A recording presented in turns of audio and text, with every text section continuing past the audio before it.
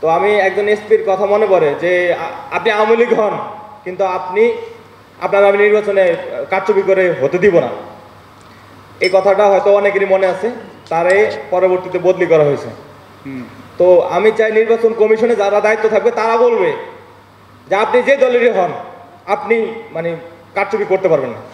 এই ক্ষমতা নির্বাচন কমিশনকে দেয়া লাগবে। এটা কোন সিস্টেম রিফর্মের মধ্যে দিয়ে যাবে এটা আপনারা সিলেক্ট করতে পারেন, আমরা তো অত বেশি জানি না, কিন্তু আমরা জানতে আগ্রহী। আর হলো তবে আরেকটা ব্যাপার, যেমন আমাদের দেশে টাকার ছড়াছড়ির মধ্যে দিয়ে নির্বাচন ব্যবস্থা, এটা ওপেন সিক্রেট, কিন্তু আমি চাই নির্বাচন কমিশন এরকম উদ্যোগ নেবে, প্রত্যেক নাগরিকের কাছে মেসেজ যাবে বা এটা ক্লিয়ার হবে যে কোনোভাবেই আপনার মেরুদণ্ড বা আপনার বিবেক টাকার কাছে বিক্রি করবেন না, এরকম আয়োজন কিন্তু আমি দেখি না।